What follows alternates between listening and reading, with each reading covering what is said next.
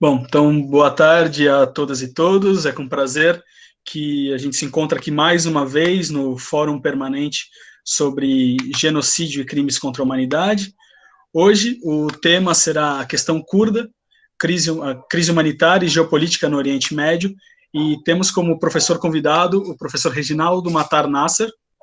Eu vou dar uma abreviada aqui no mini currículo dele, que é professor associado de Relações Internacionais na PUC de São Paulo e da pós-graduação em Relações Internacionais Santiago Dantas, que é feito pela Unesp, Unicamp e PUC São Paulo. Além disso, ele é membro da direção da ABRI, Associação Brasileira de Relações Internacionais, 2007 e 2009, foi pesquisador do IPEA 2011 e 2012, pesquisador responsável do Instituto Nacional de Estudos sobre os Estados Unidos, o INEU, bolsista Erasmus, Universidade do Porto, pós-doutorado em Coimbra, líder do grupo de pesquisa GESI, que é Grupo de Estudos sobre Conflitos Internacionais, e livre-docente desde 2019. Como mediador, nós teremos um colega pesquisador do nosso grupo de pesquisas, o CEPIM, o Valdir Godoy Buch Neto, que é bacharel em Direito pela Faculdade de Direito da Universidade de São Paulo e mestre pelo Programa de Pós-Graduação em Humanidades, Direitos e Outras Legitimidades da Faculdade de Filosofia, Letras e Ciências Humanas da Universidade de São Paulo. Além disso, compõe a diretoria do CEPIM. Antes de passar a palavra para o professor Reginaldo, eu gostaria de avisar aos membros do CEPIM, e unicamente aos membros do CEPIM, que haverá uma lista de presença como todos os encontros. Aos demais que estão aqui ouvindo, não precisa dizer que está presente, vocês acessando o link já conta a presença e com isso vocês já receberão o certificado. Apenas pro CEPIM, vocês têm que preencher o formulário que ou eu ou a Maria Olívia enviaremos em instantes. Então, sem mais delongas, boa tarde, professor Reginaldo, seja muito bem-vindo. O espaço é seu.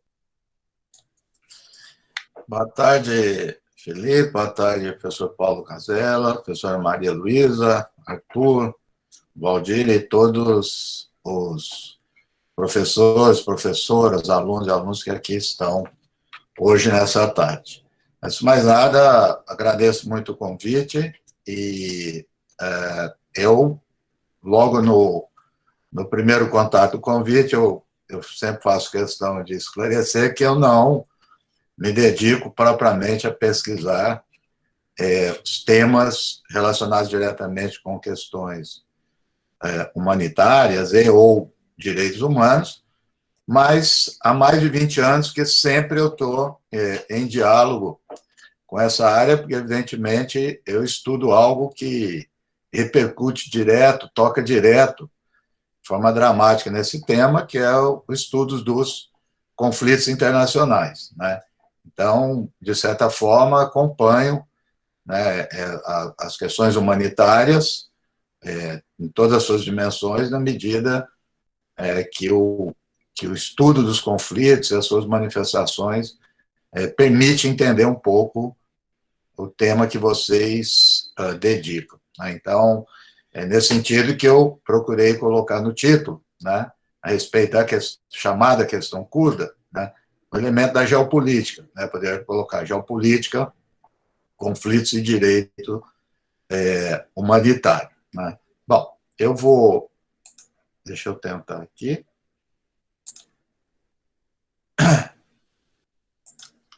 Aí você me deu um toque se eu conseguir.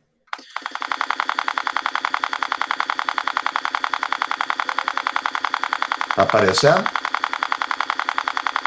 Sim.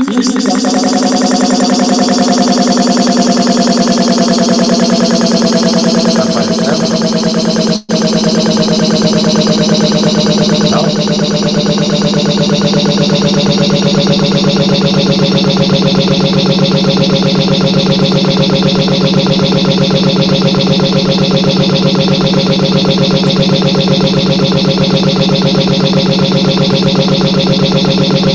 Felipe, está aparecendo aí, não? Professor,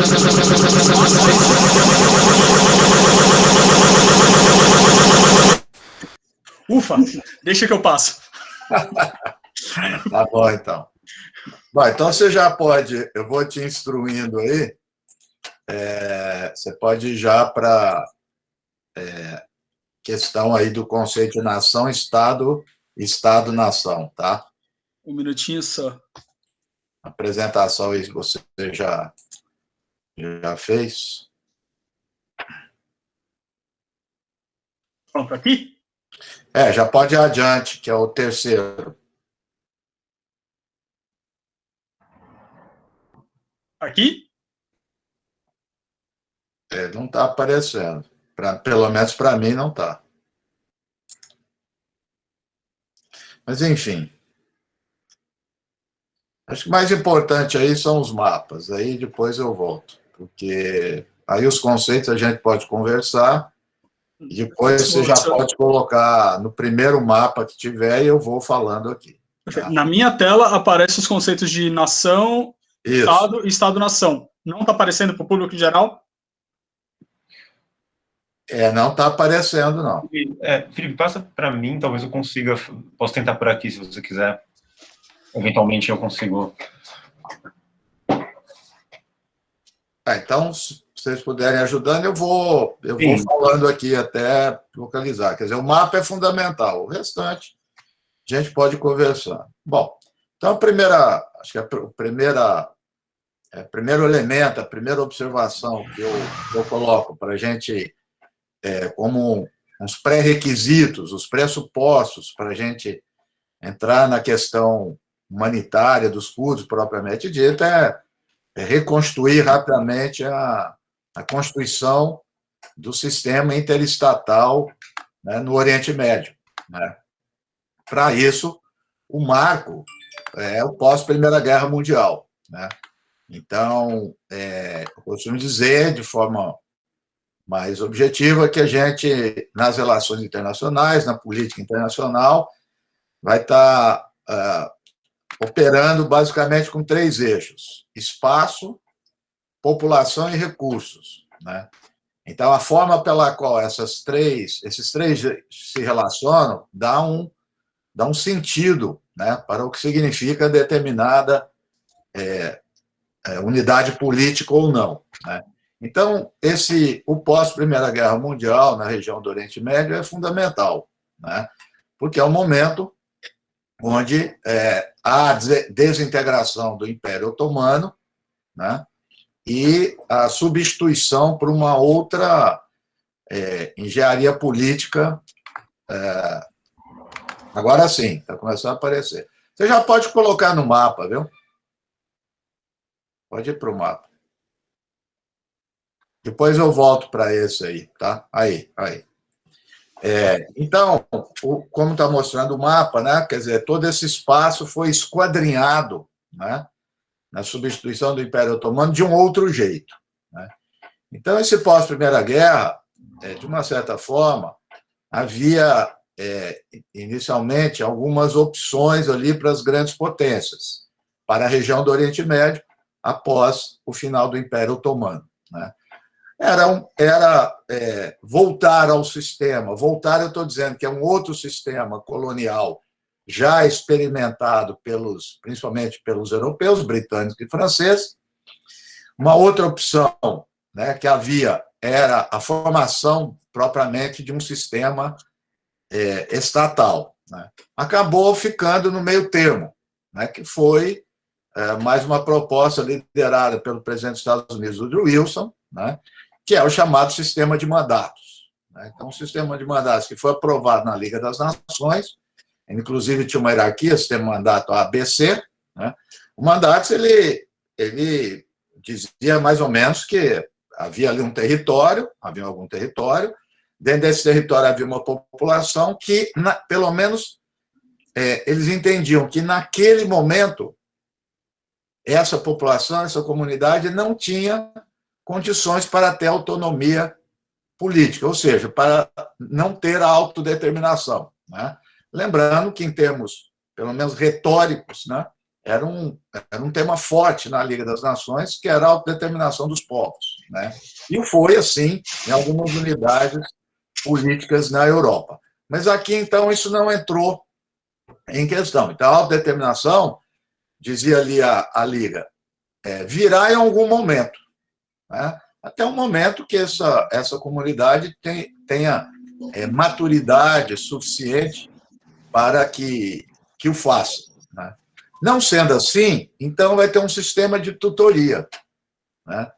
Claramente uma ideia paternalista de que essas grandes potências teriam a responsabilidade sobre esses territórios, responsabilidade em todos os planos do que seriam as funções estatais, as funções governamentais, economia, questão da força, do uso da força, questão militar, e todas as questões administrativas, e um dia esses países poderiam alcançar a sua independência, né? Então, esse espaço aí foi esquadrinhado. Mas aqui eu chamo a atenção, até depois eu passo um artigo recente que eu escrevi sobre isso, que é muito mal abordado, é muito mal informado, é muito mal comentado o caso específico, né, por exemplo, da Turquia com os curdos, né, que é a Turquia no primeiro momento, mas como nós vamos ver, é óbvio que vai ser com vários estados. Então,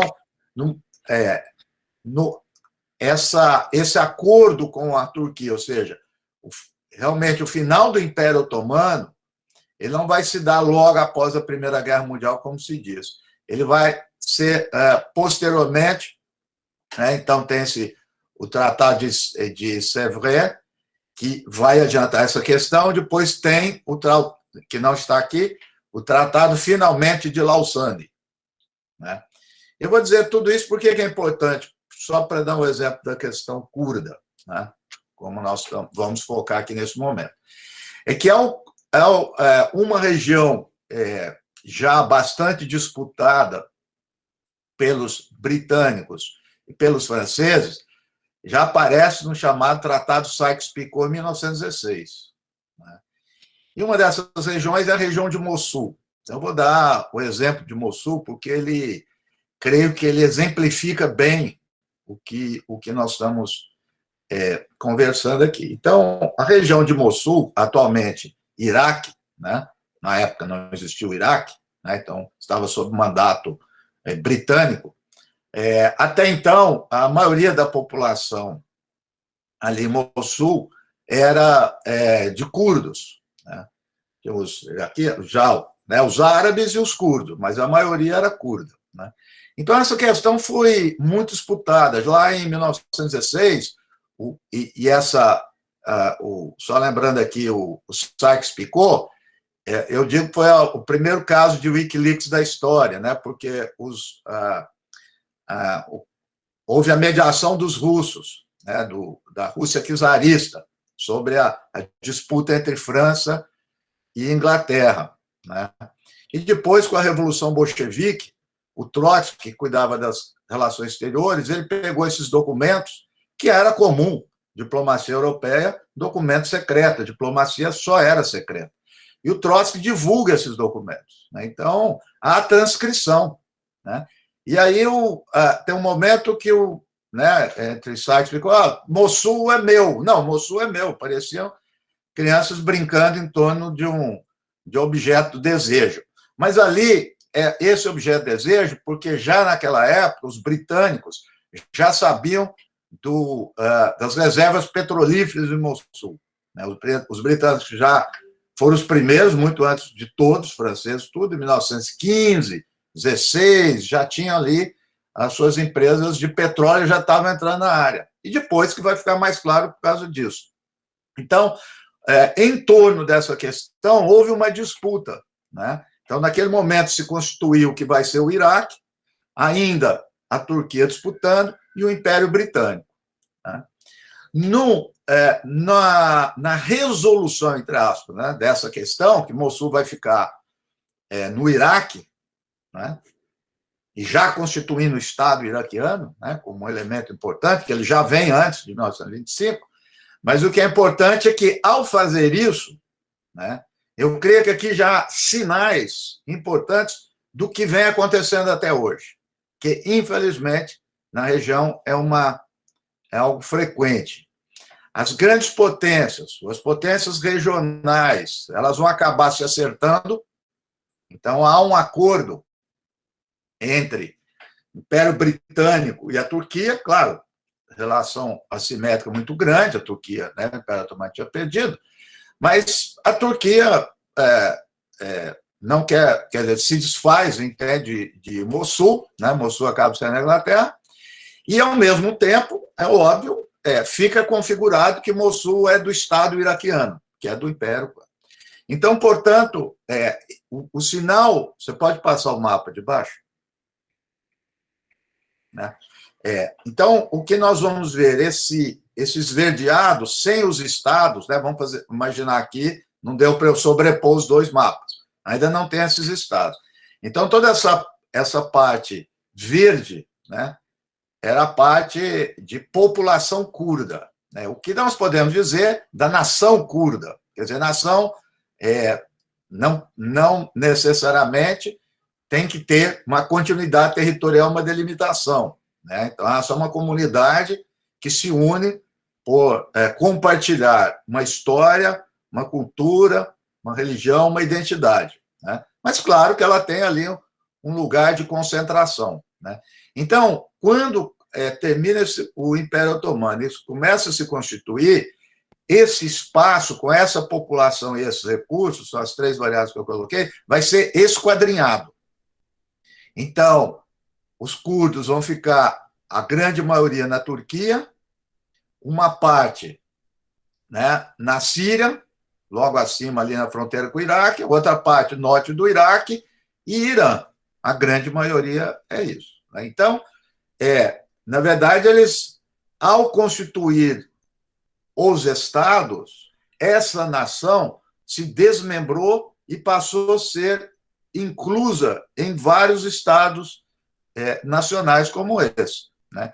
Então, a proporção, né, depois a gente vê, mas só para não sair aqui do mapa, ainda a grande maioria da proporção de curdos na população na Turquia, chega a 20%, né?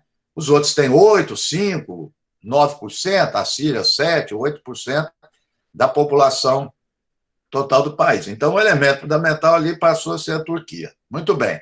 Então, a partir daí, né, quer dizer, e já nesse contexto, toda aspiração, né, toda e qualquer aspiração nacional, né, quer dizer, nacional no sentido de Estado nacional, quer dizer, que essa nação venha constituir a Estado, ela passou a ser lida como ferir, né, como são as narrativas, ferir a autonomia dos outros. Né, o problema se inverteu. Né, quer dizer, parece que os curdos foram alocados ali por um deslocamento populacional, mas não é verdade, a população está no mesmo lugar, ela foi esquadrinhada. Né, e a partir desse esquadrinhamento, é claro que passou a haver vários problemas de várias ordens, né, de integração dentro desses estados nacionais. Então, lembrando que, no sentido, o elemento da religião, a grande maioria dos curdos são muçulmanos sunitas. Né?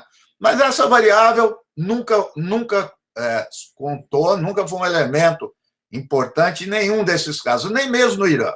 Depois a gente pode conversar sobre isso. Então, eu vou agregar outros elementos aqui para a gente entender um pouco isso.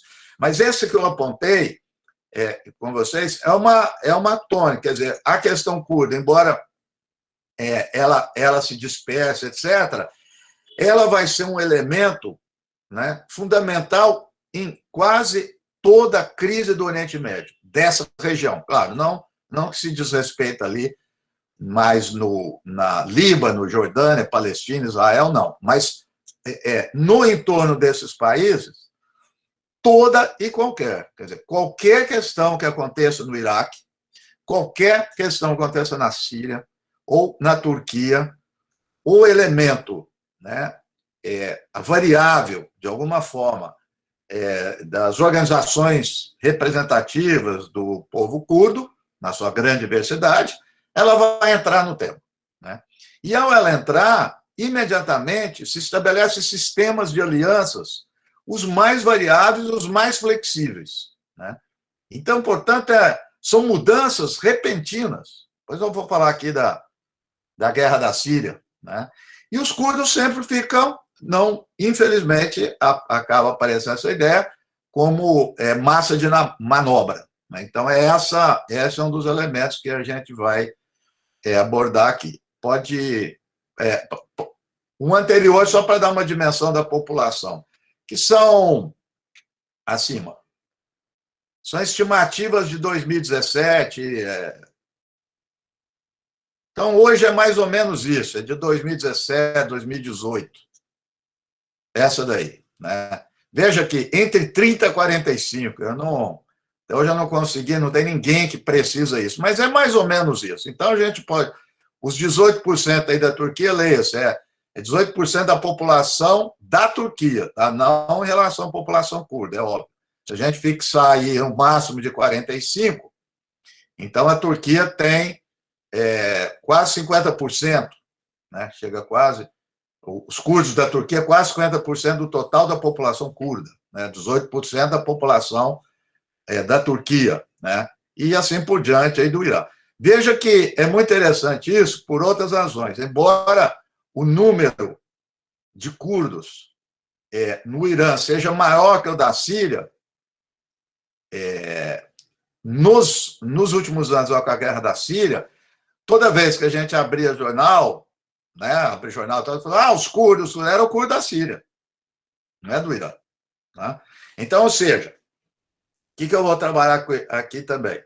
Ao mesmo tempo que a gente fala curdo, né, e, portanto, nos remete a uma identidade, né, e, portanto, a uma nação, ao mesmo tempo, pode colocar no mapa, por favor. Pode descer mais um, mais outro. Isso. Mas, ao mesmo tempo que essa separação se deu, então, nesses 100 anos, ao longo desses 100 anos, desculpa, cada lugar dentro dessa identidade, começa a aparecer diferenças, particularidades, especificidades. Então, vai ter o curdo da Turquia, vai ter o curdo do Iraque, o curdo da Síria, o curdo do Irã. Então, já tirando o equívoco, não existe, quer dizer, literalmente, né, o curdo. Né? São 100 anos, né, de experiências diferentes, de desenvolvimento econômico diferenciado. Né? Então, você vai tendo uma diferenciação muito grande, né, dentro desse universo curdo. Então, quando também se começa a falar, né, que houve, depois eu comentar também, podemos comentar, houve há 2 anos um plebiscito, né, pela autonomia. Né? Então, a gente abriu o jornal e falava Kurdistão. É o Kurdistão do Iraque. Não é de outro lugar, é do Iraque. Que também tem uma especificidade. Nós vamos ver, nós vamos olhar aqui no mapa, o Kurdistão do Iraque, em termos de região, comparado a todos, é a região mais rica que tem. Então, é muito petróleo, é 1/3, quase 1/3 do petróleo do Iraque. Né? Então, a diferença também interna, então a diferenciação não é só regional, mas a diferenciação social e econômica. A desigualdade econômico-social entre os curdos do Iraque é imensa. Por quê? Porque tem uma elite curda no Iraque, uma elite política, econômica, intelectual poderosa. Coisa que não acontece, por exemplo, com o Kurdistão da Síria. Já é uma outra realidade.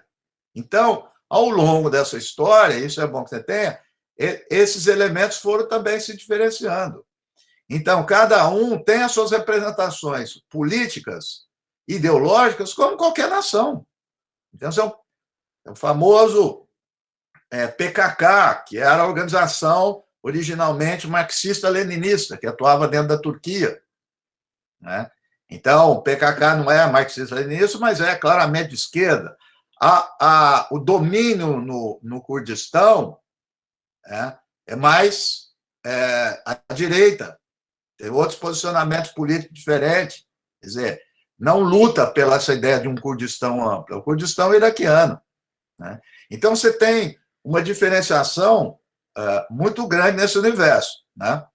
Então, para remeter para os dias de hoje, quer dizer, olhando, né, um pouco essa região, nós vamos ver, portanto, todo esse processo distinto de diferenciação. Eu não sei, eu posso, ao invés de deixar tudo para o final, eu posso responder algumas questões. Me parece, eu tenho que estar treinado. Eu estou olhando para o mapa, olhando para vocês e vou olhar as perguntas. Então, se alguém puder ler para mim,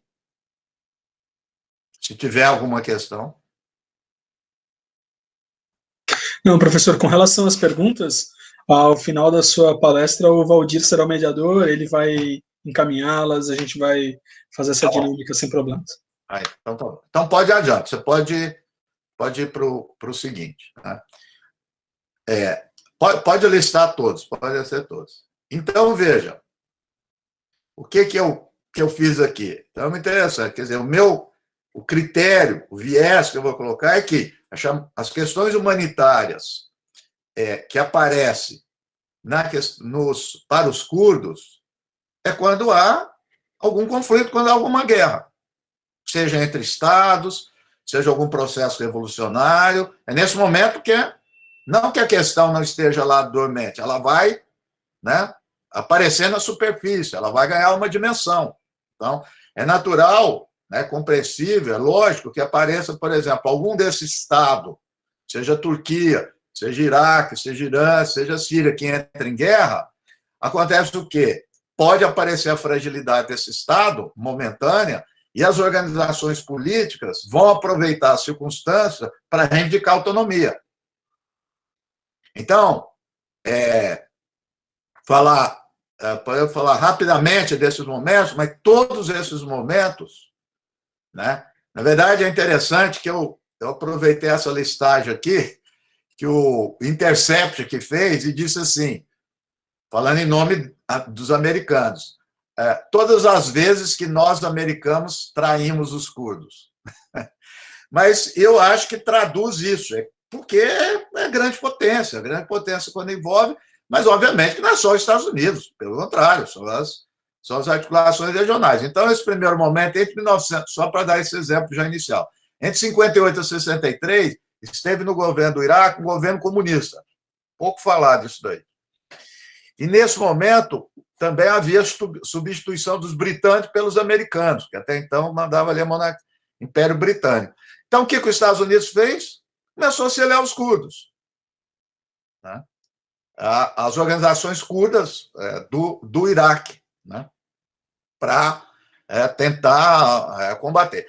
Tão logo a crise passa, e aí vem ao poder em 1963 o Partido Baath, nacionalista, os curdos vão ficar em maus lençóis de novo, né? Porque todo esse jogo é usado por quê?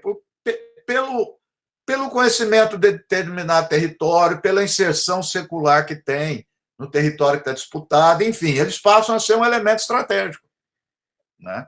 Então, década de 70, um outro contexto. Os Estados Unidos estava próximo do Irã. Né? E ali estava armando os curdos iraquianos. Nesse contexto continua, que é um dos momentos piores para os curdos. É a guerra Irã-Iraque, que durou 8 anos. Depois eu vou mostrar alguns episódios. Um dos episódios conhecidíssimos aí é de arma química, que foi utilizada em várias cidades curdas. Até hoje é uma discussão, em alguns casos, se for os iraquianos ou os iranianos. Eu diria que foram os dois. É mais fácil falar que foram os dois, não importa.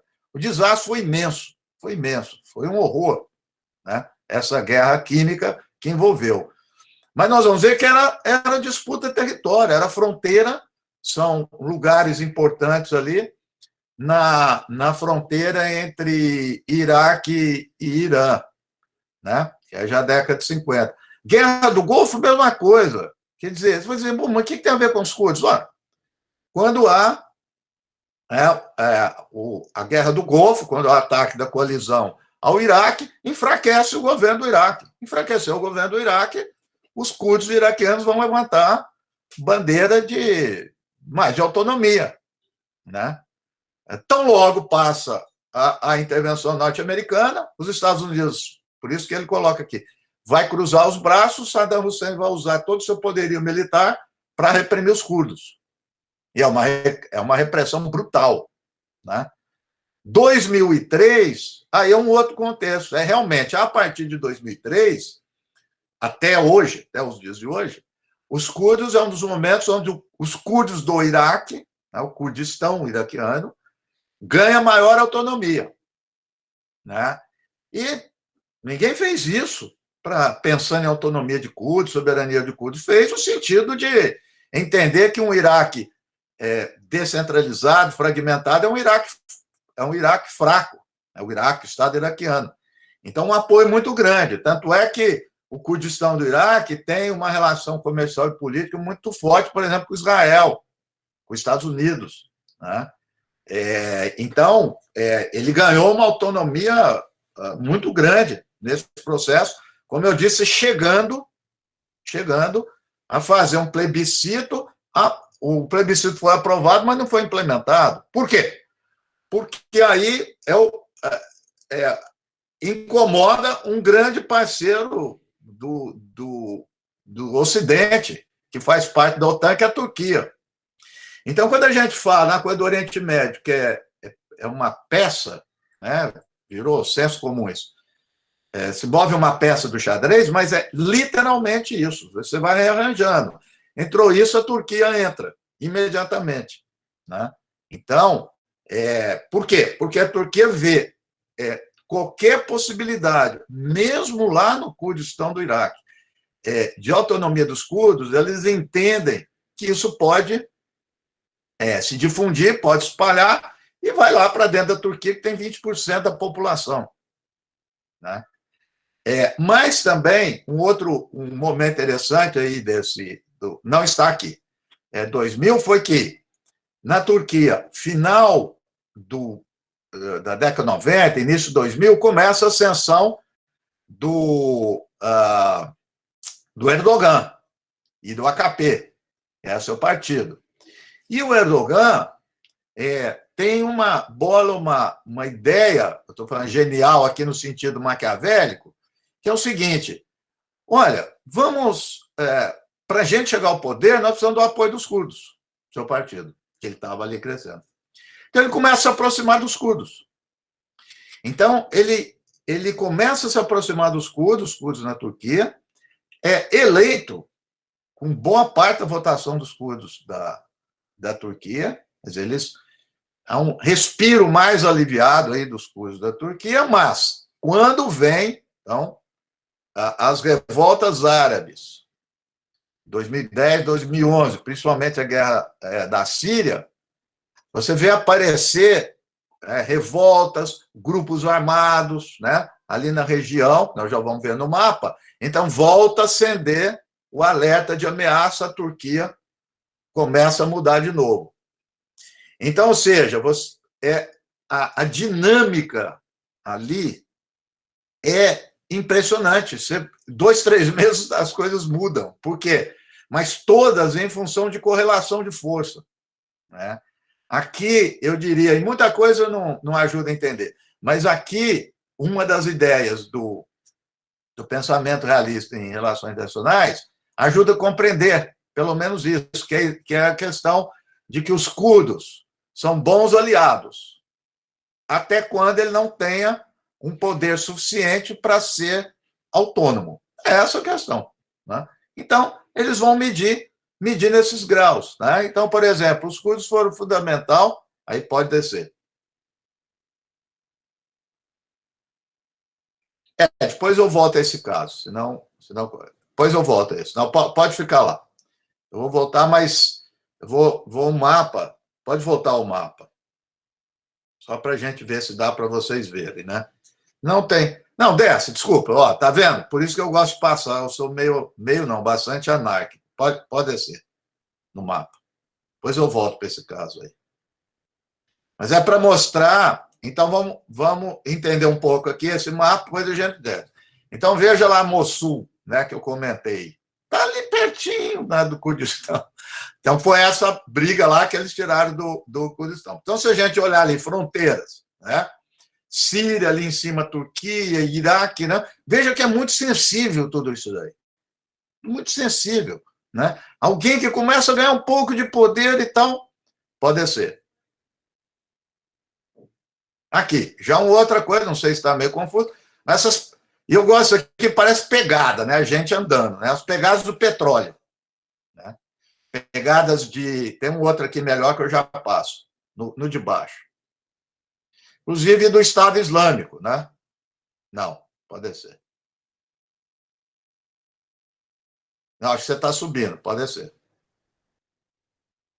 Aí, começa a aparecer, não sei se dá para ver. Então, veja, gasoduto e oleodutos passando por todo o Iraque. E esse pontilhado, é só para dar uma ideia aí, é um que está sendo planejado pelos americanos, franceses e ingleses para evitar os problemas ali no norte, porque é, né, mais ao norte, que é uma estratégia de sair fora aí da região conflituosa. Mas se vocês olharem lá, se der para notar, é uma região muito rica de petróleo, e as que não têm petróleo, onde passa oleoduto e gasoduto. Então, é muito disputado isso, muito disputado. Né? Então, foi o ano passado, quer dizer, que os turcos, o exército turco, os Estados Unidos, o Trump, deu bandeira verde, os turcos entraram dentro do território da Síria, né? Ocuparam lá várias cidades e foi um massacre dos curdos. E depois voltaram. Ninguém fez absolutamente nada. Né? Então, houve também um momento que os turcos foram, o exército turco, as forças da Síria foram condescendentes, inclusive ajudaram os curdos do norte da Síria. Por quê? Porque, ao lado dos iranianos, foram os únicos que combateram o Estado Islâmico no terreno. Ninguém fez isso. Só os curdos e os iranianos, né? Mais especificamente fora do Iraque. Então, deixaram lá os curdos. Todo mundo estava sonhando, acho que chegou aqui para a gente, até de um jeito romântico, o que quisera eu que isso fosse verdade, né? Quer dizer, foram bravos combatentes, teve as unidades das mulheres curdas, mas tão logo as grandes potências tiraram o apoio, eles foram derrotados. Né? Então, lá no norte, tem, inclusive, organizações autogestionárias muito importantes, mas militarmente é frágil diante dessa situação. Então, tão logo o exército turco resolveu entrar, acabou. Né? Pode descer. Essa eu acho que dá para ver o melhor, né? Não sei se está dando para ver. Infelizmente, eu não consegui uma. Mas olha, essa. Então, campo de petróleo, essa coisinha preta aí, né? Tudo riscadinho de preto. Boa parte da região aí do Kurdistão iraquiano, né? E aí dá para ver melhor os oleodutos aí de petróleo, né? Que vão passa pela Turquia e ali em cima da Síria. Então, como eu disse, tudo muito, muito disputado, muito palmo a palmo, terreno a terreno, né? E portanto, não há as fronteiras aqui, embora elas existam, não muito bem delimitadas, né? Como nós vimos, é uma população contínua, então os contatos também entre as populações, entre as comunidades, são muito grandes. Agora sim, pode subir. Antes. Isso, pode ir, mais. Então, aqui, nesse mapa anterior, pode descer um pouquinho, que você acabou de passar. Esse aqui nós vamos ver. Foi um dos lugares que teve massacre na guerra Irã-Iraque, bem na divisa. Pode subir, nós vamos mostrar se tem alguma coisa aí da cidade. Mais. Esse mapa não está bem. Mais. Aí. Esse é um momento que foi uma foto de um lançamento de um míssil com arma química. Pode subir. Esse foi uma foto horrorosa, tem cada foto que é impossível de ver aquilo. E foi feito um quadro muito representativo das mulheres e crianças que foram mortas aí, né? Pode subir um pouco. Aí, né? Então, aí foi essa coisa da guerra química ali, em toda aquela região. Né? E os Estados Unidos é muito interessante, foi em 88, né? Aí um um dos argumentos do Bush atacar o Iraque em 2003 foi isso, né? Demorou um pouquinho. Porque, à época, inclusive, um ex-agente da CIA, que é um historiador, ele até já deu entrevista para a Globo News, ele chama Stephen Pelletieri, é um grande historiador. E ele testemunha, ele tem documento dizendo que alguns desses lugares que ele chegou junto com os jornalistas, e disse ele, eu não entendo isso, que tem as armas químicas diferentes, né, do Irã e do Iraque. E tem uma delas, eu não me lembro qual, que davam uma roxidão, que era um dos sinais, embaixo da unha. E ele disse que essa daí era do Iraque, não era do Irã. Então, uma dessas comunidades que eles chegaram, as pessoas estavam assim, e foi divulgado em toda a mídia que foi o Iraque. Então, também, por que eu estou dizendo isso? Porque fica o sabor das circunstâncias, você usa o que você quiser. Né? Os dois atacaram, mas aquele que vem, então veio apenas, num certo momento, para o Iraque, porque passou a ser conveniente. Né? Também tem uma declaração do Bush, pai, 6 anos depois da Guerra do Golfo, então, 1997, mais ou menos, ele fala para o Washington Post, eu acho que nós erramos, fomos enganados pelo Saddam, porque ele começa aquele conjunto, né, uma enormidade de helicópteros e não sei o que nós detectamos. Ele disse que era uma movimentação de funcionários do exército, mas não era ataque aos curdos. Mas nós não conseguimos perceber isso. Né? Então, 7 anos depois ele vem. Então, por isso que o Intercept, né, veio com essa matéria todas as vezes que nós traímos. Aí pode descer, aí já pode voltar lá para a Guerra do Golfo. Então, um momento aí. Aí é um desses mísseis aí que foram lançados. Né? Então, lá, tal como fez em Hiroshima, eu não coloquei aqui, tem um prédio, um museu, foi feito, tem esses objetos que caíram em termos de manifestação pela paz lá na região. Pode descer. Então, eu falei Pode descer. Então, aí eu acho que também dá um pouco, né, uma dimensão, acho que melhor, e aí do Kurdistão, que seria o Kurdistão autônomo, que é o iraquiano. Né? Então, vocês veem ali que a Síria, né, tem uma pequena região ali na fronteira, maior parte na Turquia. Né? E nesses casos agora, eu não sei dizer, mas os curdos do Irã não entraram nisso. Né? Claro que tem uma repressão muito grande, mas poderia ter, mas não tem aparecido politicamente. Eu não sei dizer muito sobre isso. Por que disso? Pode descer.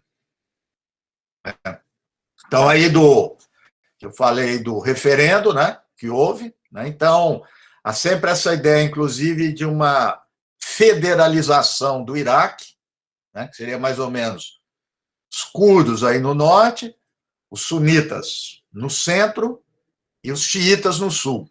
Né? Essa foi uma ideia dos Estados Unidos para causar, não é porque está querendo dar autonomia para ninguém, para causar fragmentação, né? Fragmentação do Iraque. Isso não se concretizou, mas, como eu disse, sistema de impostos, de distribuição de renda, hoje é bem descentralizado. Isso não quer dizer que é bom, tá? Porque o que aconteceu? A população sunita empobreceu demais.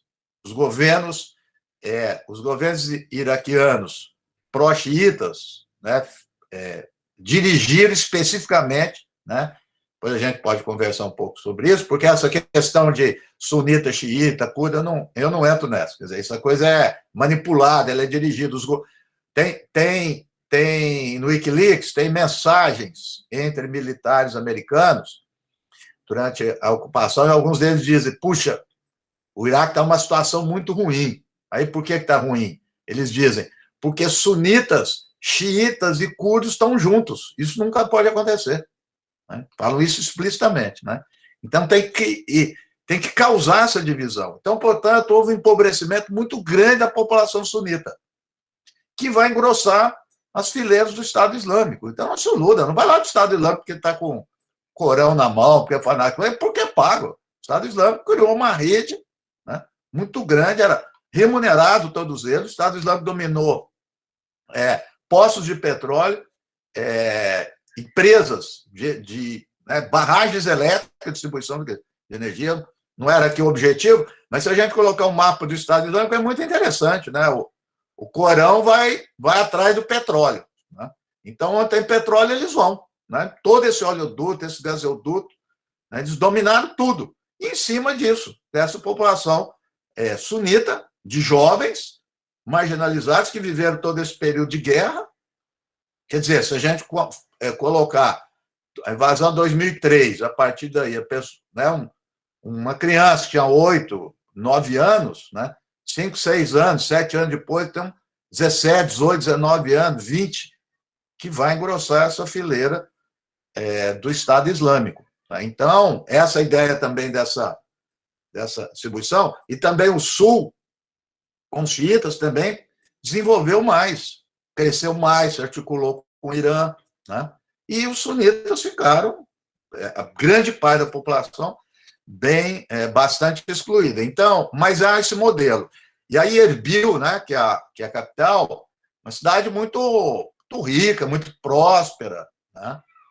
Tem uma elite lá, curda, muito, muito importante, que define hoje, veja, os rumos do Iraque hoje não se faz sem alguma forma de apoio ou cumplicidade com a elite.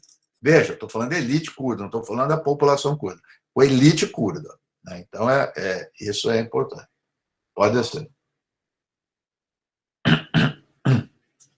Então, uma radiografia aí melhor, acho que todo mundo... Então, Rojava, né, que se falou muito, né, dos curdas, mulheres de Rojava, né, uma região importante, tem uma comunidade curda bastante ativa politicamente, que combateram realmente, né, foram importantes, mas tão logo eles deixaram, né, de cumprir isso, porque era útil, né, para o governo sírio, era útil para o governo da Turquia ter alguém, num primeiro momento, combater o Estado Islâmico. Né, porque é a mesma coisa, o Estado Islâmico foi apoiado por todos esses, depois viram o que deu, voltaram atrás, né?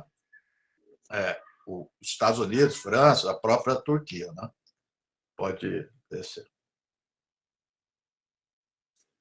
Bom, então eu quis trazer aqui um pouco para vocês uma ideia geral, né? Poderia desenvolver mais especificamente cada caso desse, mas a ideia é que tem, ao mesmo tempo, tem uma questão curda, sem dúvida nenhuma. Há também, no plural, várias questões curdas, né? Porque ao longo desse século, essas comunidades foram adquirindo experiências diferentes na relação com os respectivos estados, as representações políticas, né? As organizações, os partidos, né?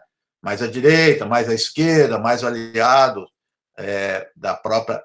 eu esqueci de mencionar, o partido...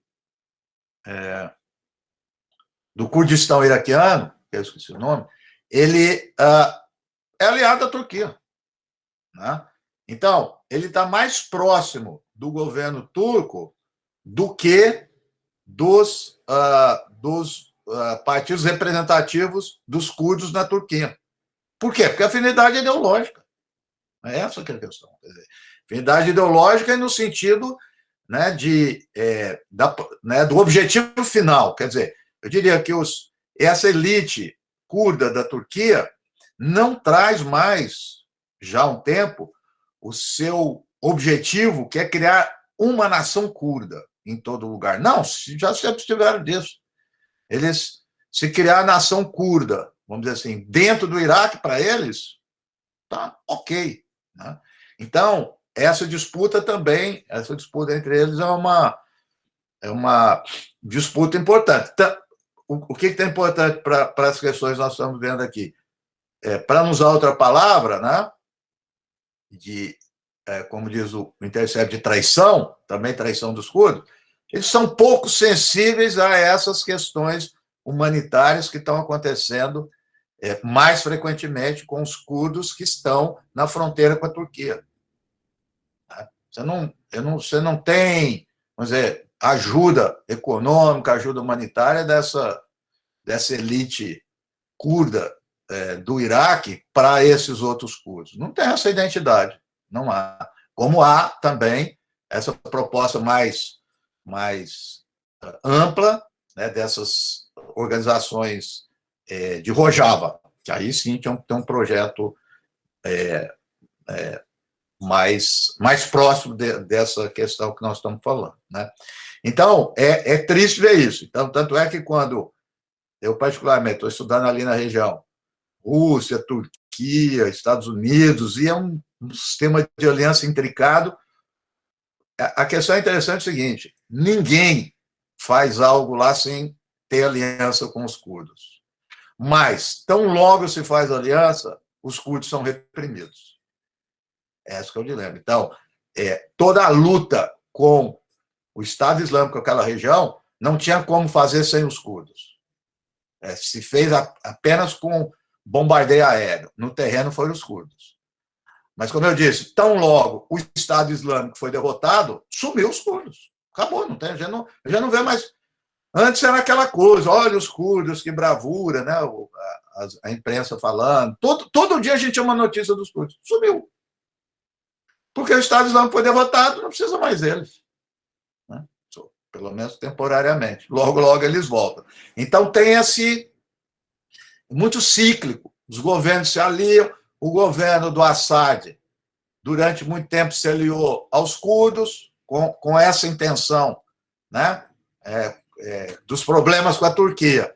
Aí não, se o governo do Assad se articula e se aproxima da Turquia, os curdos saem fora. Então não tem nenhuma tipo de aliança ou de apoio mais duradouro aos curdos. De nenhuma forma. Então, realmente, é uma situação muito complicada para várias comunidades, alguns outros lugares não, como eu disse, mas várias comunidades curdas, e eu diria, hoje especificamente, o principal problema é ali Turquia na Síria, né, fronteira daquelas comunidades, né, muito mais do que o Irã, ou muito mais, pelo menos do Irã a gente não sabe muito, mas muito mais do que os curdos do Iraque. Então, há uma questão curda, e podemos dizer no plural, há, né, questões curdas. Né? Essa que é a questão. E isso é interessante, as grandes potências, para atuarem na região, precisam dos curdos. Mas, ao mesmo tempo, tão logo não necessitam dos curdos, eles entram em baixa. É isso. Não sei se... Obrigado, professor Reginaldo. Bom, eu passo a palavra, então, agora para o Valdir, mediador, que ele vai articular as perguntas. Valdir, por favor, não esqueça do seu microfone. Tá certo, todos me ouvem? Boa noite, professor, boa noite, demais organizadores. Professor, foram feitas ao menos 3 perguntas no chat. Eu pensei em agrupá-las em 2 blocos, certo? Para que a gente facilite a temática de aproximação. Aproveitando, já que o senhor trouxe a questão das grandes potências, a Pamela pergunta, na verdade, é quase mais uma narração. Após a queda do califado do ISIS, por muita influência do IPJ, né, a Unidade de Proteção das Mulheres e Exército Feminino dos curdos, e outras guerrilhas curdas, a Síria parou de apoiar o território de Rojava. Eles pararam de ter muita participação na política síria? Pergunta a Pamela. E eu gostaria de emendar essa pergunta, professor. Eu não ouvi o finalzinho. Certo. Não ouvi. Eu vou repetir. Ela pergunta se a Síria parou de apoiar as guerrilhas curdas em Rojava. E se sim, eles pararam de ter muita participação na política síria. Gostaria de já emendar na pergunta da Pamela, como se posicionam atualmente, na visão do senhor, Damasco, Moscou e Istambul, respectivamente? Porque nós sabemos que esse jogo de fronteiras tem muito a ver com a participação russa e o apoio russo em muito ao regime Assad. Tá bom. Bom, a primeira, eu falei um pouco, mas sim, hoje os curdos na Síria não têm mais utilidade, não tem mais serventia nenhuma para o governo Assad, né? A gente olhar na história, já antes do pai do Assad, o Hafez, era a mesma política, né? Era a mesma política. Então, logo, quer dizer, quando havia os problemas com a Turquia, a lógica era essa, se aproximava dos curdos. Quando há aproximação, rejeita a questão dos curdos. E mais até porque, além de tudo, não é só porque é curdo, né? Porque a proposta dos curdos de Rojava, pelo menos das organizações, que tem várias lá, que se estabelecem, são propostas de esquerda. São propostas que vão contra, claramente, o governo do Hafez Assad, né? Eu acho que, infelizmente, eu não sei, não. Acho que é só no Brasil que acha que o Hafez Assad é de esquerda, né? Essas coisas. Mas eles são contra. Então, hoje, é isso que eu estou dizendo, é embaixo. Eu lembro lá na PUC, há 2, 3 anos, todo mundo queria fazer TCC de curdo. Sumiu, ninguém quer mais, não. Os alunos vão tudo na onda, né? Você vê essa onda. Então, parecia... Eu queria acreditar que era tudo legal, tal, mas, coitado, eles estavam sendo usados, né? Mas isso não desaparece. Ali é uma tradição importante. Eles têm muita relação com o PKK, né? Que é uma grande organização de esquerda dos curdos na Turquia, né? E muito distante dos curdos do Iraque, né? Bom, Rússia, Turquia e Síria. Olha, eu estou alguns orientando. Agora eu estou os estudos de Oriente Médio, meus orientandos, eu estou dirigindo. Você tem que estudar isso. Tudo. E aí eu tenho um aluno que fala russo, lê bem russo, tudo está estudando a Rússia no Oriente Médio, que é pouco estudada, viu? Vocês não vão acreditar. Não é só aqui é pouco e no exterior também, proporcionalmente, né? Eu diria assim, numa palavra, tanto a Rússia, com liderança do Putin, e o Erdogan, Turquia, eles são, mas literalmente, eles são extremamente pragmáticos. Eles têm uma capacidade de mudar e de agradar a todos, sem parecer que está agradando, né? Porque você olha o Putin e fala, Putin não tem nada de mineiro, né? Mas só para dizer o seguinte, o Putin, a Rússia, hoje, um grande aliado, sempre foi, mais ainda do Irã e da Síria, né? Praticamente foi a Rússia que garantiu a manutenção do governo Assad. O Assad chegou a ter 10%, 15% do território, né? Ao mesmo tempo, a Rússia está cada vez mais próxima de Israel, né? E o caso da Turquia, idem. A Turquia chegou, foi problema com os curdos, né? Isso que foi bom. A Turquia, coisa que é difícil, eu não estou lembrado quem fez isso e saiu impune. A Turquia chegou a bater um caça russo que estava voando no território. Não sei se vocês lembram disso, há uns 4 anos. E o que aconteceu? Ficou por isso mesmo. Depois você acertou lá com o Putin, né? Então, eu diria o seguinte, só para... Se eu pegar ali, tanto que veio da Primavera Árabe, tanto o norte da África, né, chegando ao Oriente Médio, ao Grande Oriente Médio, a constatação, eu faço o seguinte, não há nenhum Estado árabe com condições de ter algum tipo de articulação ali na área. Com exceção de quem? Que é outro elemento importante nisso, das monarquias do Golfo Pérsico. Então, as grandes referências nossa política, etc. Síria, acabou. Egito, acabou. Iraque, acabado. Líbano, tudo arrebentado. Política, economicamente, militarmente, né? Então, estou dizendo que os ex-impérios estão aparecendo, né? Não é casual isso. Turquia, Irã, os russos vão gostar, mas o Império Czarista. É isso. Exato. Entendeu? E eles aqui estão. E eles conseguem. Agora a Turquia e a Rússia estão entrando na Líbia, coisa que nunca fizeram. Então, com esse, vamos dizer assim, retraimento norte-americano, né, essa presença aumentou. E no caso específico, eu vou te dizer, eles se relacionam, se organizam em função das circunstâncias, e os curdos vão ficar, como diz os portugueses, a ver navios. Certo, professor, muito obrigado. Vou fazer aqui um segundo bloco. Ideologia e pragmatismo, então, é a temática desse nosso segundo bloco. O Abraham Goldstein pergunta por que não foi criado o Estatuto dos Curdos ou um mandato específico para a região curda. O senhor tratou bastante disso ao lidar com a briga de Mossul, né? As membradas regiões pelas potências na Primeira Guerra Mundial, ou seja, após a Primeira Guerra Mundial, os curdos não eram uma questão, como até hoje, pelo visto, eles permanecem não sendo. O Nelson Vieira pergunta, pode-se dizer que esse papel em que se encontram os curdos, de ser uma peça útil, se dá porque, entre outros fatores, não possui controle do espaço e recursos, que se junta de alguma maneira com a pergunta do Abraham Goldstein. E eu emendaria, professor, nós temos na Turquia, sudeste da Turquia, população curda, região rural, uma relevância política grande de um projeto de esquerda a partir da década de 60. Nós temos o PKK, nós temos, que já juntando também a pergunta da Pamela, nós temos a ideologia de Abdullah Öcalan, atualmente preso. Então, uma ideologia pautada num federalismo supranacional de regiões autônomas dentro dos estados pré-existentes. Juntando a última fala do senhor, considerando-se a falência desses estados, esses estados falidos do Oriente Médio que não conseguem, e a porosidade enorme das fronteiras deles, o senhor já acha possível mitigar o efeito ideológico de esquerda da teoria de Öcalan para uma implementação dessa federação supranacional turca, não um Estado, mas as federações internas?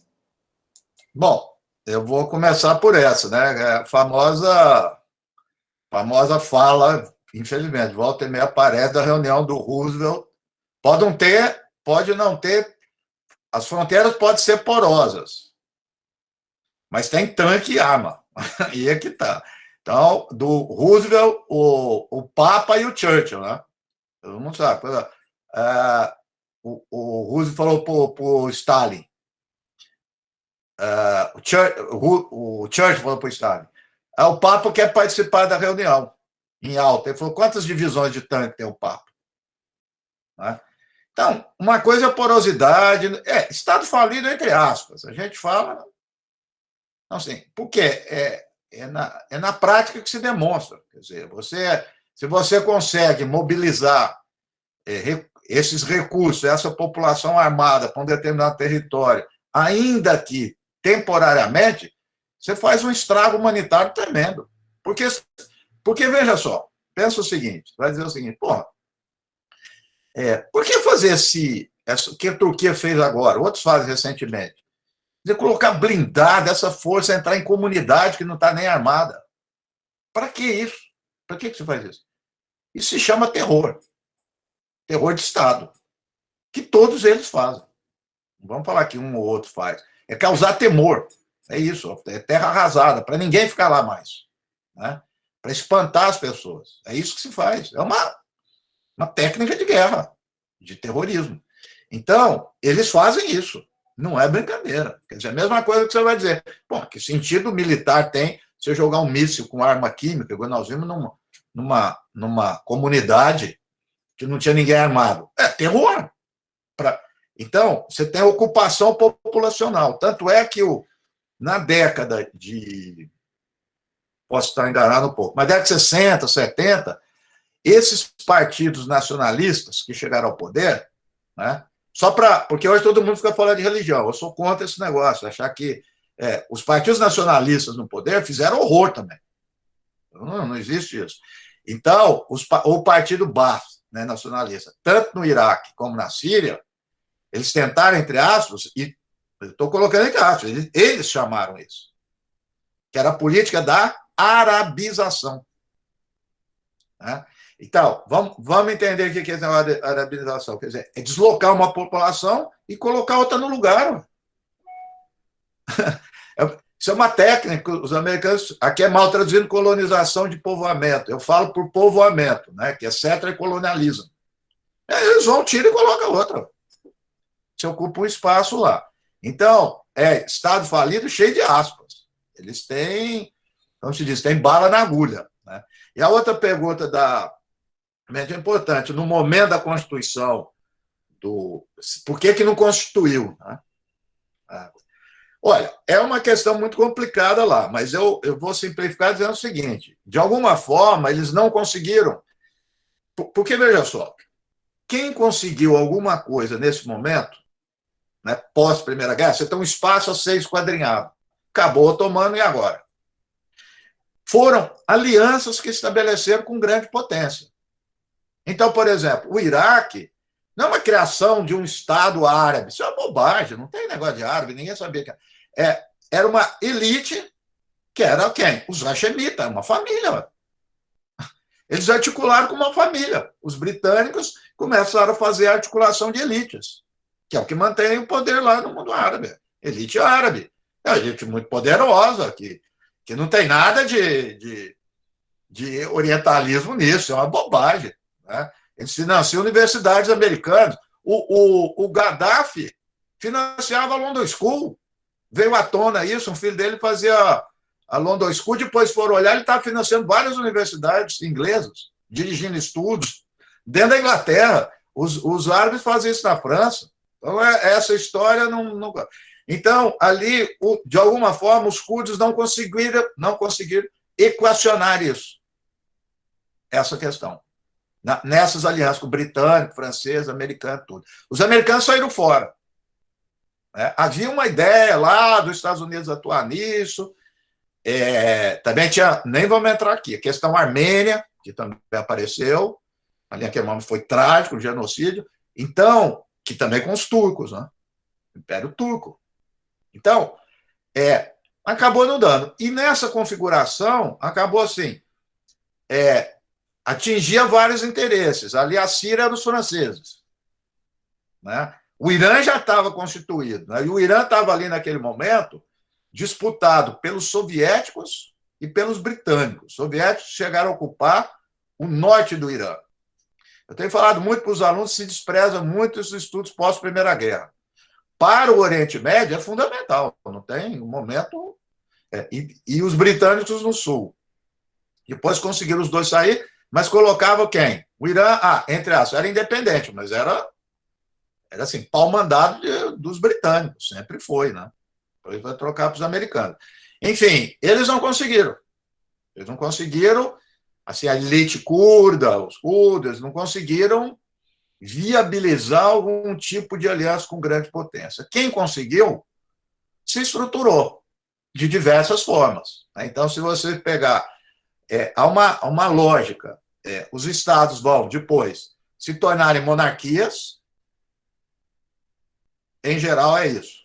Depois de monarquia, estou vindo até os dias de hoje, depois de monarquia, eles se tornaram estados, repúblicas, por golpe militar, se industrializaram e tal, se nacionalizaram, que é a trajetória da Síria, Iraque, Líbia, é essa trajetória, né, que são esses partidos nacionalistas. As monarquias do Golfo é uma elite que nem passou por isso. Né? E hoje é o foco, é o locus do apoio já há um tempo, agora mais ainda dos Estados Unidos, toda a região. Uma elite, com o Trump, isso foi ao infinito. Apoio dessa elite. E aí você está falando dos russos, e agora os russos estão fazendo negócio com a Arábia Saudita e Emirados Árabes. Os russos não brincam também, não. Parece que aquela ideia toda assim, eles estão entrando em tudo ali. Né? Então, essas elites conseguem se articular. Então, não houve uma elite, só para concluir, curda que desse conta disso. Aí tem a questão, que foi perguntar de Rojava, né? Tem mais um. De Rojava, mas você está falando da ideologia e pragmatismo, né?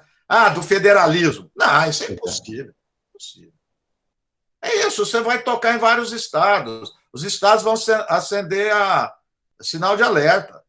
Né? Eu falei do Irã, porque o Irã tem lá entraram meio que, eu não sei em detalhe, mas eu sei que teve um processo de acomodação. Você não vê falar em autonomia e também você não vê falar de muitas ações do Irã lá contra eles. Não se acomodaram. Agora, os lugares onde tem movimentação é o risco, é repressão também. Então, é um ciclo.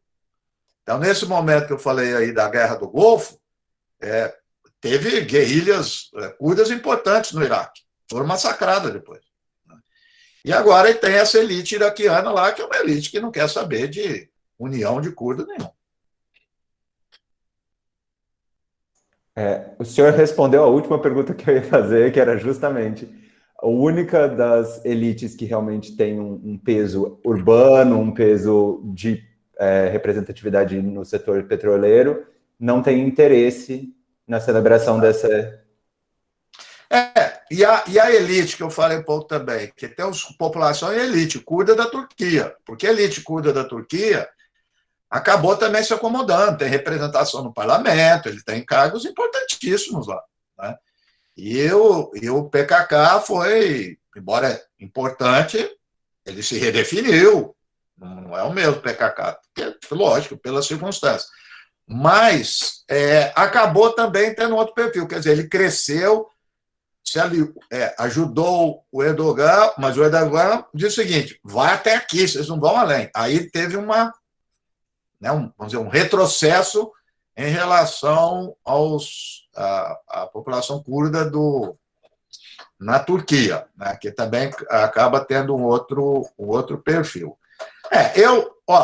Tirando a questão de curda, eu estou cada vez, acho que a idade, vou ficando mais cético, né? Então, assim, se você não conseguir, e tem que ser pragmático, eu falo para todos os militantes de qualquer coisa, essas questões internacionais. Você tem aliança com grande potência, não? Você não tem, você está fora. Não tem o que fazer. Está fora. A disparidade, a assimetria é muito grande. Em tudo. Em tudo, economia, militar, tal. Veja só o caso da Síria.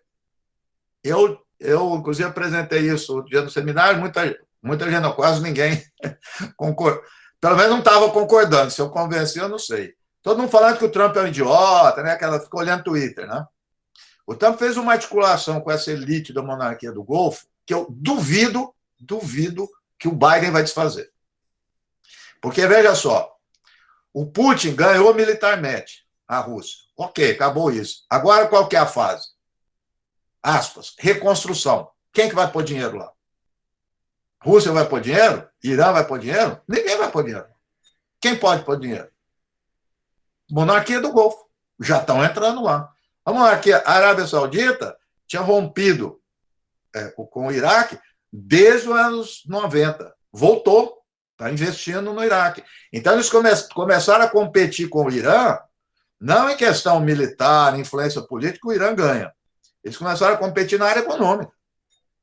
Emirados Árabes, Catar, Arábia Saudita, é um bloco. Eles andam em toda essa política, com Israel, vai para lá, vai para... Quer dizer, todo esse esquema do Oriente Médio, fora a Turquia. A Turquia também tem poder para isso, econômico. Mas são eles que têm. Então, também é complicado só olhar para essa variável militar, né? Então, é difícil lidar com essas grandes potências. E a monarquia árabe, por exemplo, não tem interesse nenhum em questão curda. Nenhum. Estão se lixando para isso. Como estão se lixando para Palestina, eu não quero saber de nada. Quero saber de gastar o dinheiro deles na Europa, fazer outras coisas. Aí não tem islamofobia, porque isso é outra coisa que eu digo. Islamofobia. Tem islamofobia com sheik? Eu não sei disso, né? O sheik do Catar tem mais propriedade na Inglaterra do que a rainha. É uma islamofobia tremenda. Agora, tem islamofobia com quem mora nos banlieues em Paris. Aí tem, né? Por que será, né? Porque não é porque é islâmico. Porque aí junta as duas coisas, islâmico e pobre. Né? Enquanto isso, o lado direito da Champs-Élysées inteiro pertence ao Catar. Então, é isso. Financia as universidades, depois vem essas pessoas que aí nesse o Oriente, Ocidente. Que Oriente? Os caras vivem na Europa. Não tem nada de Oriente. Todos os filhos, toda a educação. Quanto tempo que é isso? A mulher do Assad não saía das colunas sociais da França, da Inglaterra. Aí depois o Assad vem. O Gaddafi, que era mestre de fazer isso. O filho dele era dono lá de um time da Itália, não sei se é de Milão, não me lembro. O outro na London School, ele não saía da Itália lá com o Berlusconi. Aí, quando ia um chefe de Estado visitar ele, o que ele fazia? Recebia o cara numa tenda no deserto. Aí o jornal fala, olha, o Gaddafi, tradicional, super tradicional, tradicionalíssimo, né? Morava em cidade. 85% da população da Líbia é urbana. Aí vem um cara falar de tribo na Líbia. Que tribo? Isso acabou. Não existe isso. Todo o mundo árabe é urbanizado. A Arábia Saudita, 90% da população urbana. O Egito, 75%, 80%. Grande Cairo tem 18 milhões de pessoas. Aí acha que é vida no deserto. Então, é outra lógica. É isso que eu estou dizendo. Tem outra lógica aí em jogo. Então, essas elites, monarquia, tudo, não só a monarquia, mas essas elites aqui, fazem esse jogo. E aí eles se articulam com esses grandes poderes, ou com a Rússia, ou os Estados Unidos, e agora a China, né, que está começando a entrar pelo Irã, né? Agora, o Irã tem uma capacidade de mobilização política militar muito grande, né? Isso é o Irã, a Guarda Revolucionária, que, afinal de contas, garantiu o governo do Iraque. Então, ajudou os Estados Unidos, vê como é que são as coisas. Os Estados Unidos apoiavam o governo do Iraque, eles ajudaram. Porque ia cair o Iraque. Ia cair com o Estado Islâmico, ia tomar tudo.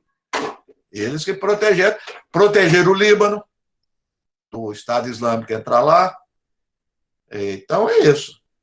Então, a gente fica cético. E aí, só para concluir, todas essas questões tem no mundo inteiro. Aí falar, por que o Oriente Médio é diferente? Porque lá entra a grande potência diretamente, não é indireto.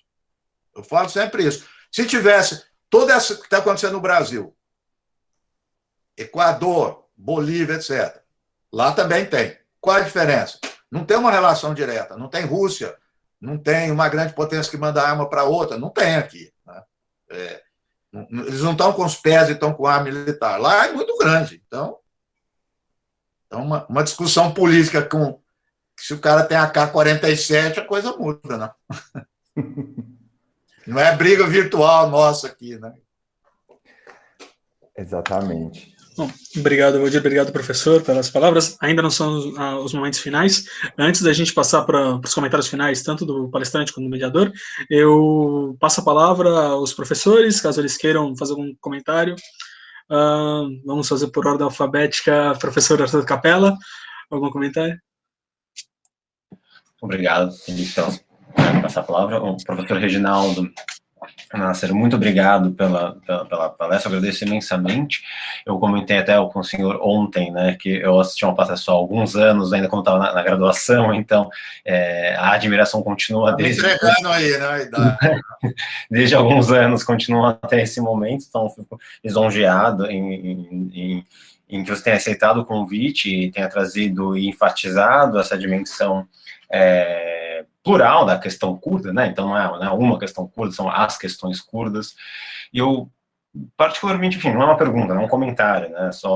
Eu particularmente acho muito interessante quando o senhor menciona exatamente essa dinâmica das elites locais. Acho que assim, tem muitos aspectos interessantes, mas o que me chama a atenção numa série de estudos que eu tenho seguido em algumas questões em outras áreas, em direito internacional, exatamente a questão do papel das elites locais como fatores de constrição de demandas de mudança social locais, e isso com uma tônica, e já vou chegar onde eu quero chegar, com uma tônica crescente nos países que não são grandes potências. Então, eu sempre brinco, ou pelo menos sempre converso com meus alunos, e aí, é claro, um momento de autocrítica, né, no momento de formação, que, de certa parte, a culpa, né, claro que não vou sintetizar isso de uma maneira tão simples, da identificação das elites como as grandes potências.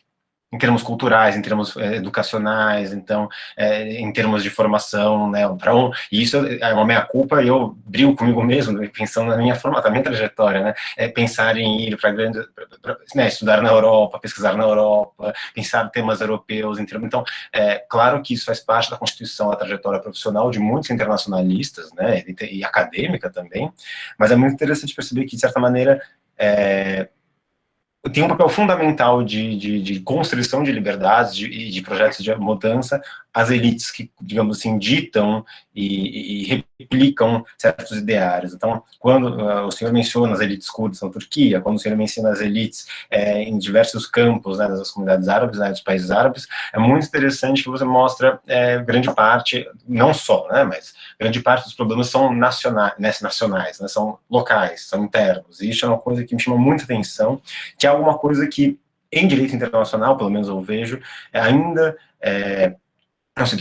não tem se discutido tanto na área de direito internacional dessa maneira, dessa perspectiva que a gente chama hoje em dia de terceiro mundismo no direito internacional, né, os third world approach to international law. A gente tem visto alguns autores ao redor do mundo escrever isso, esses temas. Então, acho que não obviamente, não é só isso, né, que me chama a atenção nas informações ou nos aspectos que o senhor ressaltou, mas isso é alguma coisa de grande valia, enfim, que reforça cada vez mais essa perspectiva. Então, agradeço imensamente por mais essa aula. Muito obrigado.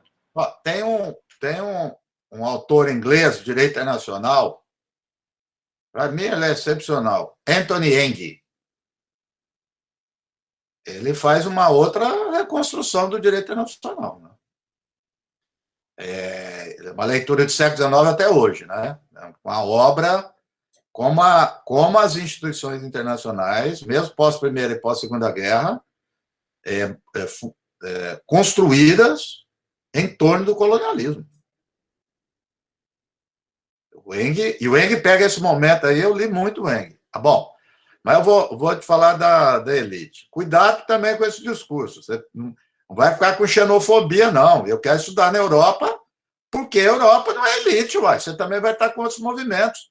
O que a gente precisa tirar da cabeça... Bom, eu falo por mim, não vou para a gente, não estou pregando para ninguém, mas essa coisa de nacionalismo, eu tenho aversão a esse negócio. A gente acha que nacionalismo é nesse sentido de ideologia, entendeu? Porque eu lembro que eu estava num filme de mostra árabe, e um filme muito bom sobre a Guerra Civil na Síria. Na hora que eu saí, encontrei umas pessoas, professor, gostou do filme? Foi muito bom. O cara lá falou assim, mas ele fala mal da Síria. Eu não conheço a Síria.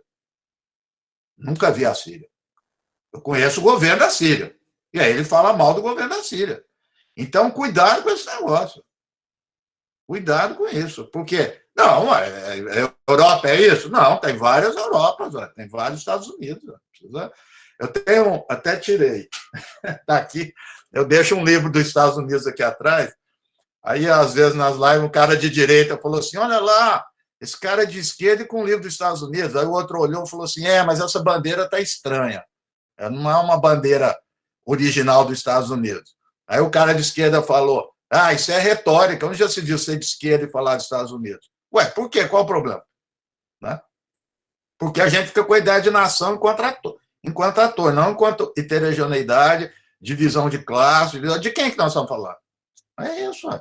Então, quando eu estou falando da Europa, é elite europeia.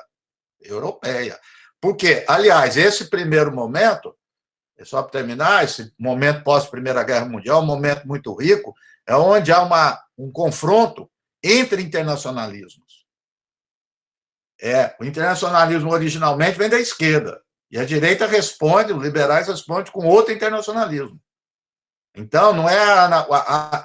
veja, e não é meio de comunicação. Você imagina que em 1919, 1920, havia uma articulação entre o movimento Egito, Irlanda e China.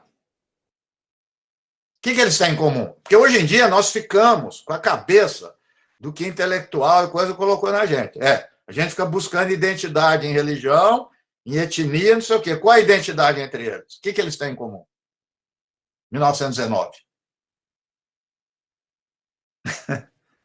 O mesmo inimigo, o Império Britânico. Então, há uma conexão, eles liam o outro. trocava, ó, revolução no Egito. Aí o Egito, revolução na Irlanda, a luta anticolonial na China, aí aparece do Iraque, que é contra os britânicos. Então, ou seja, à medida que você internacionaliza a economia, você internacionaliza a luta. Ué. Essa era a discussão. Ué. Agora fica ideia nacional, né? Cada um buscando ali o seu coisa. Então, eu acho que é isso aí. Então, agora, a elite tem fração. Eu não estou aqui dizendo que eu não concordo, que eu elogio a chamada elite nacionalista, mas quando aparece... O que acontece? Década de 60, 50, no mundo árabe, muitos desses, eles eram... A pessoa não precisa seguir o pai, né? A gente sabe disso. Então, os filhos começaram a estudar na Europa, então, saber várias línguas, estudar e não sei o quê, e começaram a fazer o quê? Criticar o sistema. Então, o Mossadegh, que já era mais velho, que é do Irã, o Mossadegh era um cara educado na Inglaterra, na França. Ele vai lá, vai nacionalizar o petróleo e vão derrubar o Mossadegh. Ele foi educado lá também. Né? Quer dizer, onde é que falou aqui o Ocalan? Onde é que você acha que ele estudava? Então, assim, vem com essa... Quer dizer, ir lá para a Europa... Quer dizer, a ideia da Europa, da coisa, é de uma universidade de qualidade, de uma sociedade pujante, de discussão, de debate, né? Os Estados Unidos também, ué. Vamos diferenciar. Então, acho também que não vai por aí também. Mas, enfim, eu acho que a gente tem que olhar mais para essa coisa da elite árabe, no caso aqui, né? Os das elites, desculpa, falei elite árabe, elite curda, elite tudo, porque elas construíram uma narrativa que interessa para elas, né? E elas sobrevivem no tempo e no espaço, num mecanismo que elas estruturaram um tipo de Estado e de poder econômico e político difícil de desmontar. É muito difícil. Né? E é isso. Então, essas lutas sociais. Agora, o que mais específico para vocês? Então, questão humanitária nisso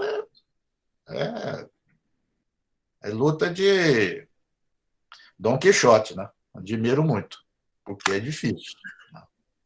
E o tanto que usa, porque enfrentar as pessoas que estão lá, eu conheço vários ex-alunos que ficaram nesses lugares do Oriente Médio, não é brincadeira. Não é brincadeira. Tem proteção nenhuma. É inacreditável. Né? Bom, professor Maurício Dita? Não? Perfeito. Professor Paulo Borba Casella, por favor, suas considerações. Muito bem. Muito obrigado, professor Reginaldo Nasser, pela sua apresentação. Exatamente essa complexidade, a multiplicidade de aspectos que conversaram também nas perguntas e nos comentários do professor Arthur. E tem um aspecto que mencionou rapidamente, em relação ao fim do Império Otomano e o genocídio armênio. E é o papel que foi feito, o serviço sujo do genocídio armênio que o Império Otomano pôs para os curdos fazerem, e justamente uma parte importante da matança de armênios foi com base na promessa dos turcos de dar aos curdos as propriedades que seriam desocupadas à força pelos armênios. Então, essa é uma complicação a mais e, no meu entender, entra no padrão do que eu estava comentando, de os turcos são um bom aliado até que não se precise mais deles. Então, isso os turcos fizeram também em relação ao genocídio armênio. Então, quando se conversa com colegas armênios sobre a questão curda, eles dizem, os curdos, o papel horrível que eles tiveram no genocídio armênio, que nem era uma briga deles com os armênios, eles foram claramente usados pelos turco-otomanos. Então, muito obrigado pela sua apresentação. Mas me permite um comentário aí? Não, eu acho, veja só, mais uma vez, quer dizer, alguns curdos, né? Eu não vou aumentar aqui os curdos e os armênios. Por quê? Foi um lapso meu, Eu não falei que teve um papel importante nisso? O Partido Comunista Turco. O Partido Comunista Turco foi sempre aliado dos curdos. Ah, então não tem. Então aqui não tem. Por quê? É isso que eu estou querendo discutir. Porque tem uma questão ideológica que é universalista. Eu não vou dizer que tem que ser comunista, mas eu estou dizendo o seguinte: questões ideológicas universalistas, elas quebram essa ideia de nação. Agora, a narrativa interessa dizer que são os curdos, os turcos, os armênios ou os árabes. Entendeu? Eu vou, e só terminar dizendo, onde eu fui, várias armadilhas, eu fui na Manchete, não lembro, era aquele jornalista, ele faleceu, ele tinha uma gravatinha borboleta, ele conversava. Aí ele falou assim para mim, ele é famoso da Manchete, esqueci, tinha um programa de rádio, televisão. Aí ele começou a me entrevistar e ele falava rápido, jornalista famoso. Aí ele falou assim, então aqui vai falar o professor Reginaldo, não sei o quê, ele vai dar uma outra visão do Oriente Médio, não sei o quê. Aí eu falei assim, outra, porque quem que deu e que eu vou falar? Ele falou, não, porque a semana passada esteve aqui o analista que é judeu, foi daí que ele é judeu. Eu posso concordar com ele, qual o problema? Aliás, eu concordo por vezes mais com judeu que com árabe. Qual que é o problema? Você está falando isso, eu não vou entrar nisso. Aí ele parou e falou, corta, vamos começar de novo. Então, por isso que eu estou dizendo, igual eu falei desse cara que falou do cinema para mim. Ah, falou mal da Síria. Não falou mal da Síria. Falou mal do governo do Assad. Quem disse que o Assad é a Síria? Então, não, ou seja, então esse construto também que começa a dar, que é depois da Primeira Guerra Mundial, quer dizer, essa ideia de que está construindo nações, né, que não tinha essa coisa de nação no Oriente Médio, e tudo, eles vão começar a dar um colorido para isso, né, muito especial, que volta e meia é uma armadilha. Né, e a gente vê na prática essa discussão. Porque você é libanês. Não. Então, nós aqui nos identificamos contra brasileiro, né? A gente sabe os brasileiros que eu quero ver distante. Então, por que usa isso lá? Né? Então, essa coisa não se aplica. Então, eu acho que lembrar da coisa da Armênia foi importante, o que você falou, fundamental, ele devia desenvolver. Mas eu acho que é um jogo que todos eles faziam dentro desse critério de deslocamento populacional. Regra geral, esquerda ou direita, centro, de baixo, quem que for, falou em deslocamento populacional, é crime contra a humanidade, é genocídio, é a consequência lógica do genocídio. Como é que você desloca alguém forçado? Então, esse momento começa uma série de deslocamentos em todo o Oriente Médio. Oriente Médio, tá? Não só, mas estou dizendo deslocamentos, né? As alianças e deslocamento, né? E da Armênia, como você disse, foi uma tragédia. Mas mesma coisa, como tinha essas ideologias universalistas, ele não queria entrar nesse jogo. Então, o Partido Comunista Turco, que eu nem sei se existe mais, deve ter lá uma coisa, ele era famoso, porque eles articulavam com o Öcalan. Eles eram aliados. Não era... Então, da mesma forma que os curdos de Rojava, não tem curdo versus árabe lá. Não existe isso. Para eles, que eu saiba, não existe. Então, é esse jogo, né, e eu conheço muita gente, os curdos, o cara é do Iraque, é árabe iraquiano, ele fala os curdos lá da coisa. Não cai nisso, não. Né? Mas é isso, esse jogo aí é perigoso. Nação e nacionalismo é perigoso. Né? Mas, enfim, era o comentário. Obrigado pelo convite e parabenizar também os cursos, as palestras que vocês têm feito. Eu ia passar agora para as suas palavras finais, acho que o senhor se o senhor quiser já usei, alguma coisa.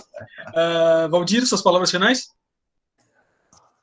Só tenho a agradecer a aula de não só a questão curda, o Oriente Médio inteiro e história recente do Ocidente, porque, como nós vimos, tudo imbricado. Eu agradeço ao professor Reginaldo e agradeço a oportunidade dada pela organização do fórum. Bom, então a gente encerra aqui, mas antes de encerrar, eu queria só lembrar que nos encontraremos novamente no dia 24, ou seja, daqui a 2 semanas, com a palestra sobre crimes contra a humanidade no Timor-Leste, novamente às 5 horas da tarde. Para quem está um pouco perdido, quais palestras vão ser? fazendo um pouquinho de comercial aqui. Se vocês quiserem seguir o Instagram do nosso grupo de pesquisa, gpim/cepim, espaço USP, lá nós temos um linkzinho na bio. Desculpa, gente, isso é tudo muito novo para mim, eu estou aprendendo a mexer nessas coisas de internet, eu acho que é isso. gpim/cepim, espaço USP, o link na bio que vai ter vai ter a Linktree com os próximos eventos que nós temos, e tudo lá divididinho para a gente poder fazer a devida inscrição. Então é isso, mais uma vez, muito obrigado, professor Reginaldo Nasser, obrigado, Valdir, pela mediação, obrigado, professor Arthur Capella, professor Paulo Casella, professor Maurício Dita e demais alunos aqui presentes hoje, e nos vemos em 14 dias. Uma boa noite e até lá. Boa noite a todos.